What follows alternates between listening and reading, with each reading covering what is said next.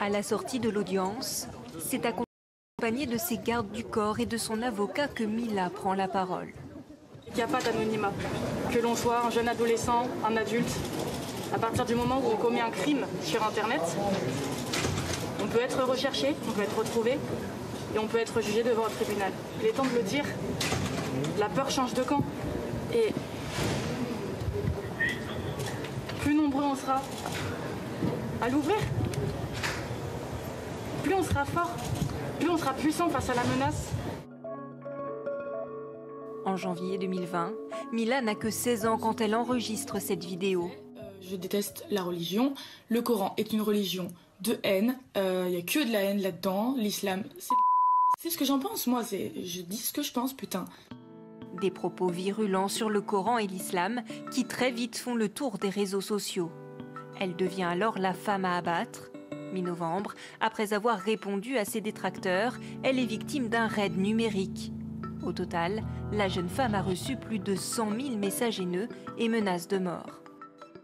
Il y a évidemment le problème du blasphème, vous avez raison, puisque, et je tiens à le dire, la justice a considéré qu'elle n'avait, elle, violé aucune loi, c'est-à-dire qu'on a volé la vie de cette jeune fille, mais elle n'a violé aucune loi. Et elle n'a fait que répondre à des flopées d'injures, à des flopées de menaces de mort. Alors à un moment, elle n'en peut plus.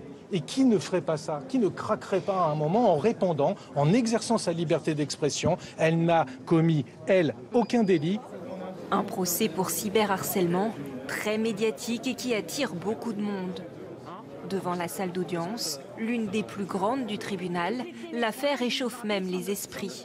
Moi j'ai suivi l'hashtag Mila, hashtag Mila, hashtag Mila. Bien sûr, et j'ai 72 ans et je suis là parce que je tiens à ma liberté, je tiens à ma liberté de penser et à ma liberté d'avoir envie d'être religieuse ou pas. Faut discuter, madame, c'est la violence, après ça rentre dans la violence. La violence, on a vu ça Noël Paty, vous l'avez dit, la liberté de la parole. On a vu plein de gens dans la violence. Ce jeudi, 13 personnes comparaissent pour harcèlement en ligne. 10 hommes et 3 femmes, dont Neysita C, étudiante de 18 ans, une musulmane très pratiquante. Voici le message qu'elle a envoyé à Mila. Va bien te faire fourrer, sombre p***. Je te souhaite de mourir de la façon la plus atroce qui puisse exister. Et si jamais ça tarde, je m'en chargerai moi-même.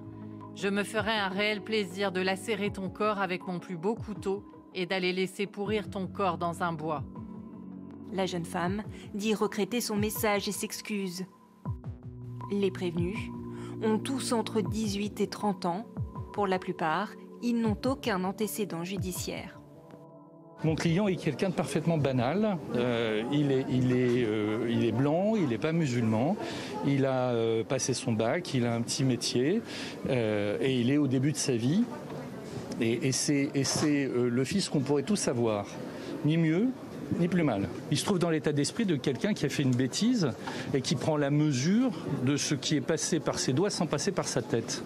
Pour moi qui défends un jeune Français de confession catholique qui a fait un tweet graveleux en réaction à une figure publique, c'est tout ce qu'il a fait. Il s'est retrouvé perquisitionné chez lui, chez ses parents, arrêté à 6h du matin, mis en garde à vue pendant 48 heures. Le procès est renvoyé au 21 juin prochain. Pour cyberharcèlement, les prévenus encourent 2 ans de prison et 30 000 € d'amende. Ceux poursuivis pour menaces de mort risquent 45 000 € d'amende et 3 ans derrière les barreaux.